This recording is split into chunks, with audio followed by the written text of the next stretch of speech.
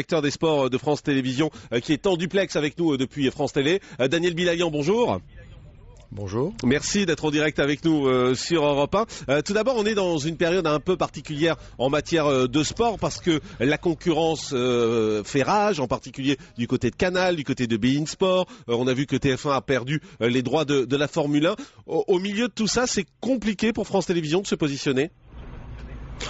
Ça a toujours été très compliqué, vous savez, avant le conflit actuel entre les télévisions payantes de sport comme Canal+ et beIN Sport, c'était la concurrence entre les chaînes gratuites.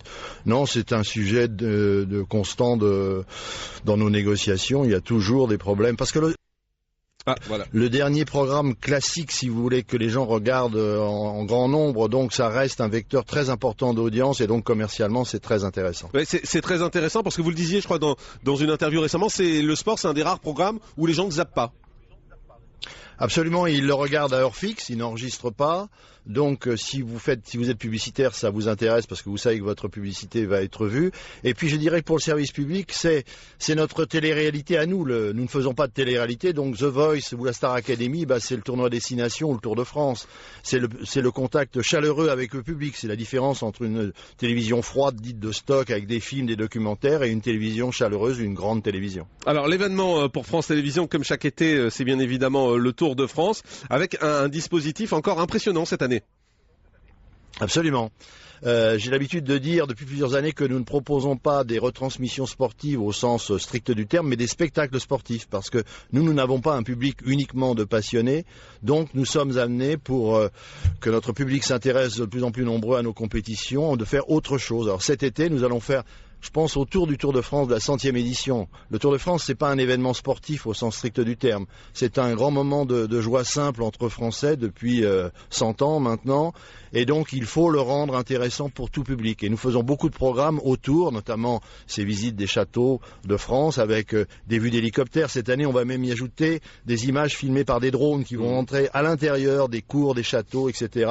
Nous allons faire aussi l'histoire du Tour de France vue du bord de la route, parce que le public est aussi important que les coureurs sur le Tour de France. Donc on va suivre l'actualité politique et sociale de ce pays ces 50 dernières années grâce au Tour de France. Faut que vous sachiez par exemple que 1947, c'est le premier Tour de France de l'après-guerre, c'est la vraie marque de la fin de la Deuxième Guerre mondiale, ou encore de l'attitude des chefs d'État sur la route du Tour de France, depuis le général de Gaulle jusqu'à François Hollande. Voilà, on verra ça cet été. Il y aura également d'autres sports, comme l'athlétisme, les championnats du monde du 10 au 18 août en Russie, la natation, championnat du monde également du 19 juillet au 4 août en Espagne, les 24 heures du Mans. Donc voilà, beaucoup de sports cet été sur France Télévisions. Et puis bien sûr Roland Garros.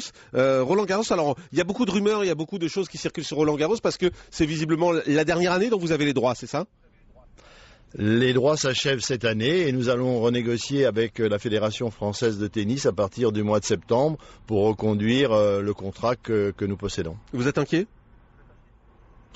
Je vais vous dire, en faisant ce métier, si mon président m'entendait que je lui dise que je ne suis pas inquiet, je me foutrais à la porte tout de suite. Il faut toujours être inquiet parce que d'abord, il y a une concurrence entre les chaînes existantes et puis il y a de nouveaux arrivants.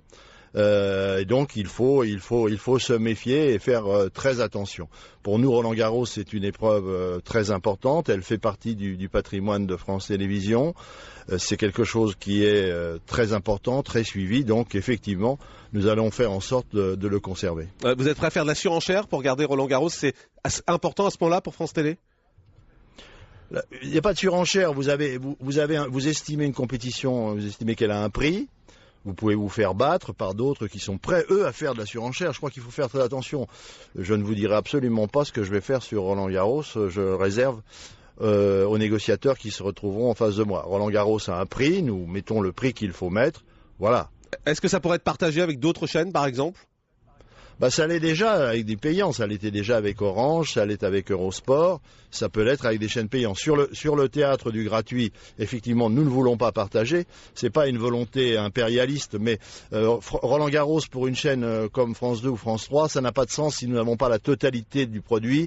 C'est un produit qui monte en gamme sur les 15 jours. Et puis, je dirais que le tennis est plus difficilement lotissable que d'autres compétitions. Vous pouvez acheter un match de foot à 15h, un autre à 16h, un autre à 17h. Mais là, comme vous ne savez pas s'il va pas pleuvoir, si le match va durer 1 heure, 2 heures ou 5 heures, vous pouvez difficilement décider de partager avec un autre partenaire gratuit. Ensuite, que vous partagiez certains lots avec un public payant, ça c'est tout à fait possible, c'est déjà le cas jusqu'à présent. On a vu également dans les annonces qui ont été faites que cette année le tennis club ne serait plus diffusé, c'est pour des raisons économiques?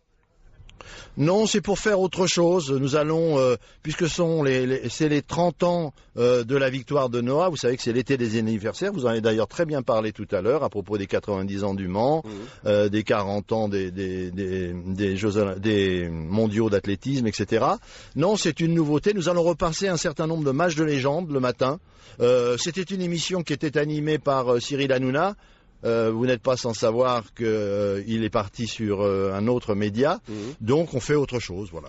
Un mot sur l'éviction de Daniel Leclerc qu'on a entendu tout à l'heure également sur Europe 1, qui est remplacé par Louise Éclan. Il dit qu'elle n'a pas de légitimité dans le sport.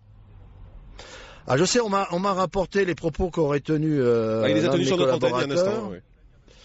Eh bien, écoutez, je voudrais simplement, visiblement, d'après ce qu'on me dit, ce que je lis, c'est un garçon qui s'apprécie énormément, qui se dit pas de mal de lui-même.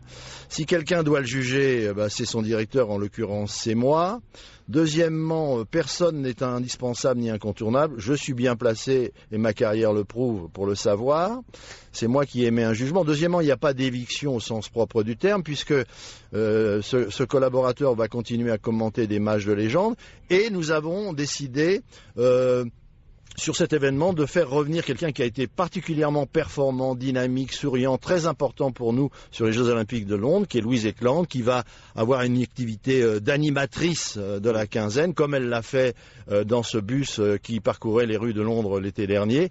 Voilà, c'est tout. Bon, il dit qu'elle est écartée au profit de la diversité et par rapport à quelqu'un qui n'a pas de légitimité. Diversité pour les femmes. Si vous avez...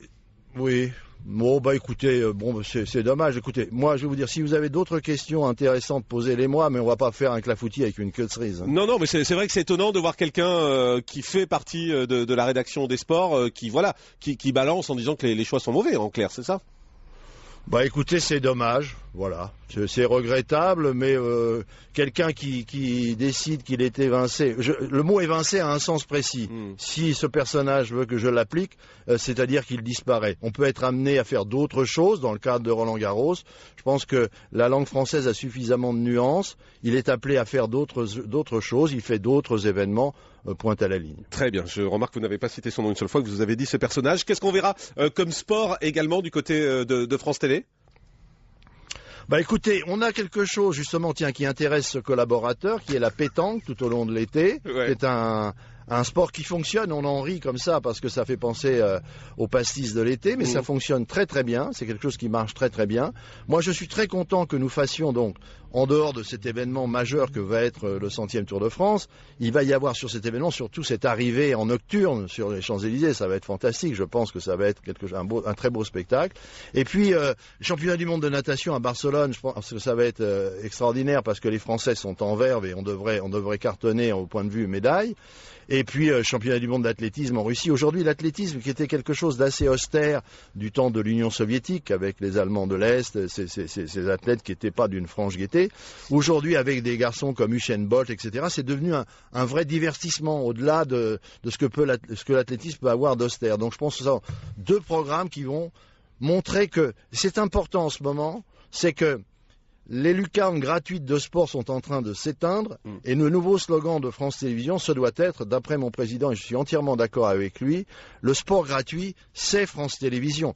Par exemple, le roman de Beckham au PSG depuis le mois d'octobre, novembre, décembre, tout le monde en parlait comme d'une Arlésienne. Les premières fois où 50 à 55 millions de Français qui ne sont pas abonnés à une télévision payante ont pu le voir en vrai, c'est à l'occasion d'un match de la Coupe de la Ligue entre PSG et Marseille. Et c'était sur France Télévisions. Merci Daniel Bilayan.